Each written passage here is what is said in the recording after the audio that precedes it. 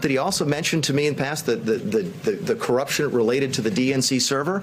Absolutely. No question about that. But that's it. And that's why we held up the money. Now, there was a report. So the demand for an investigation into the Democrats was part of the reason that he ordered to withhold funding to Ukraine. The look back to what happened in 2016 certainly was part of the thing that he was worried about in corruption with that nation. And that is absolutely appropriate. Withholding the funding. Yeah. But to be clear, what you just described is a quid pro quo. It is funding will not flow unless the investigation into the Democratic server happens as well. We do that all the time with foreign policy. Get over it. There's going to be political influence in foreign policy. Get over it, said the acting White House Chief of Staff Mick Mulvaney inside the White House briefing room just last month, admitting President Trump withheld military aid in order to pressure Ukraine to conduct investigations into the Bidens and into a 2016 campaign conspiracy theory.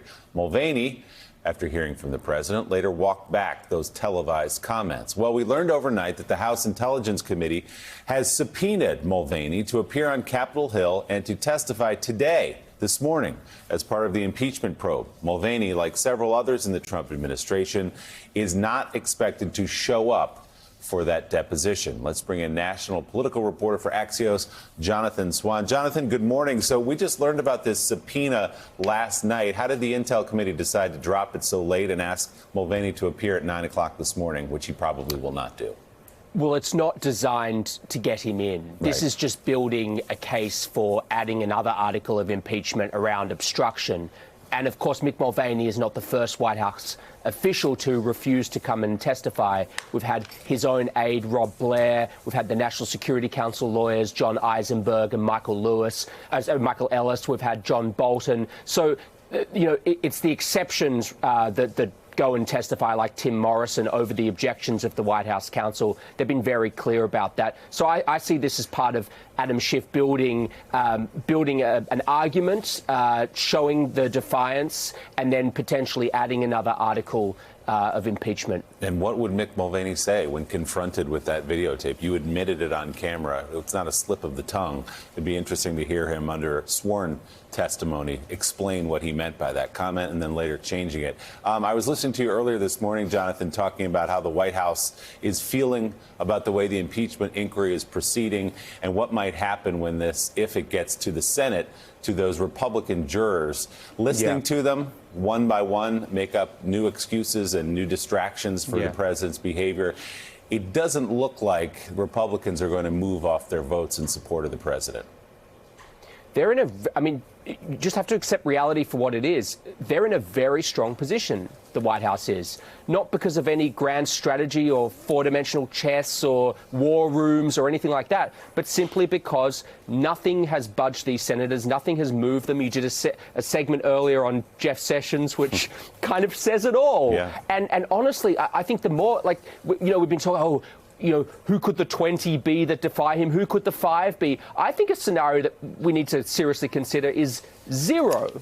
I think there is a not insignificant chance that 0 Republican senators defect if nothing new comes out and we've got the current set of facts that we're dealing with. We interviewed Mitt Romney, and he is supposedly the weakest brick in the red wall. He's not there yet. And just based on the interview we did with him, if he's the weakest brick in that red wall, it's a pretty strong wall over there in the Senate. Even though privately, and as Guy said, who cares? Privately, they all, not all of them, but a lot of them despise the president, say that they wish they could politically get away with replacing him with Mike Pence. But none of that matters, because when it comes down to it, and when they have to do things in public in the vote, they step in line. Willie, it really does come down to, and Donnie, feel free to chime in here as well. It really does come down to one thing, his approval ratings. His approval ratings among Republicans, but also these numbers that we've been showing that were in the 30s. Now they're sitting at 50, 51%, Americans supporting the impeachment and the removal of Donald Trump.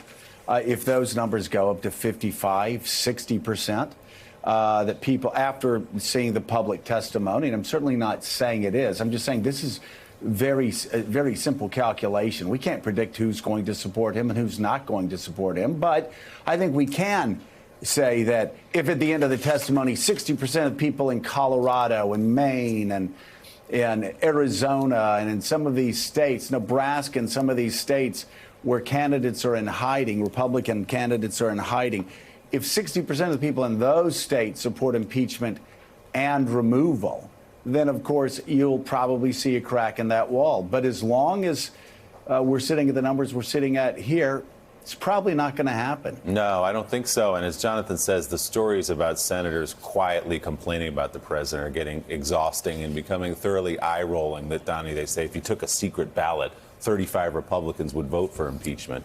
But at this point, not a single one of them would vote for it publicly. Yeah, we'll go back to that manhood thing. And I just, everything I don't understand about psychology comes up here, that how these men look at their families, look at their children. I think the important thing that the Democrats have to do going forward in this process, because even if some of them do switch, it's still an insane long shot to think that 20 of them are going to switch. So we're going to be left in January where the House impeached him, the Senate didn't throw him out, and we're kind of just back to square one, which is so important that they've got to frame these hearings in a bigger place so that you're still left with kitchen table issues. So, for instance, if the whole thing is about extortion or betrayal or criminality, you have to bring that back, okay, and he will extort your health care also. Or if it's about, that's the important thing. So that we're left with, this is a halo effect. It's not an isolated thing. It's an indicative thing of how he cheats and steals and betrays you, just like he betrayed you on our national security. He will betray you on health care. He will betray you on wages. You have to set the stage. You can't look at this. The Democrats have got to start framing this as an overall branding of Trump, because in the end of the day, we're going to get back to where we started. Overall branding, Elise, but there is a very specific charge here that's not hard to explain, that the president used his political power, withheld military aid for his personal benefit. That shouldn't be that hard to understand. Abuse of power. That needs to be the message over and over and over, because that is very easy to understand. It is yes. the only part that matters. But it's abuse of power, and the same way he's going to take 20 million people's health insurance away. Abuse of power, it's the same way he's going to do another tax cut for the rich. He betrayed you. He's abusing the office. So set the stage for the bigger kitchen table issues. Jonathan Swan, stay with us. We've got some more to talk about with you. Still ahead, we'll dig into the new and potentially damaging testimony of senior U.S. diplomat George Kent. Speaking to lawmakers, he tied President Trump to a quid pro quo and discussed Vladimir Putin's influence over the president on matters including Ukraine. Morning Joe's back in a moment. Thanks for checking out MSNBC on YouTube, and make sure you subscribe to stay up to date on the day's biggest stories. And you can click on any of the videos around us to watch more from Morning Joe and MSNBC. Thanks so much for watching.